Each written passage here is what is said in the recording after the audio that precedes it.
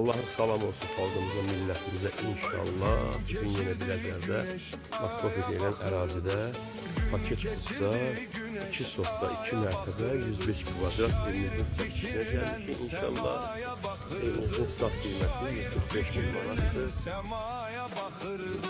Həyətdə sizi tanış edin, belə bir böyük həyəti var.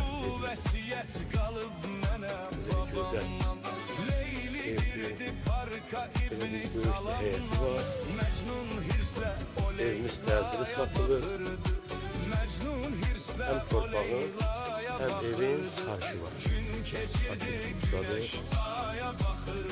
4 taşla inşa edilir. Kürsüsü 4 taşdır. Evimiz təmirlidir. Təmirdən yeni çıxır. Təmirdən sonra yaşayış olmuyor. Daxil olan kimi sağ tərəfdə bu bizim qonaq otağımızdır. Belə geniş, böyük, qəşəng təmirli. Pəncərələri öz həyətinə baxır. Tüm pəncərələri rəşadçadır. Ya Allah!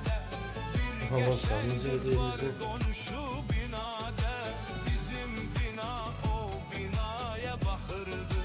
Mətbəxdir.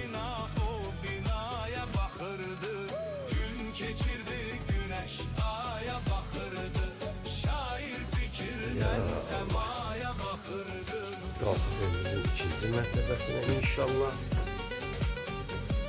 Pilləkənlər möhkəmdir. 2-ci mərtəbəyə də qalxan kimi belə bir gözəlliğine hala görüntü ondan qarşılaşır. Sağ tərəfdə bir yataq otağımız yerləşir. Biraz ileride yine bir yataq otağımız yerləşir. Pəncərələr hamısı rəşadçalıdır. Öz həyətinə baxır. Bu da 2-ci yataq otağımız.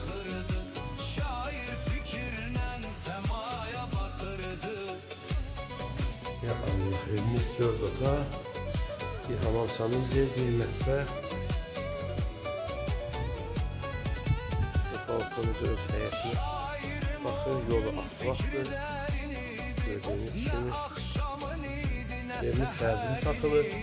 Paket qutsa stat qiyməti 145 min manat. Allah alana satana xeyir versin. Allah arzusunda olanlara nəsib etsin inşallah.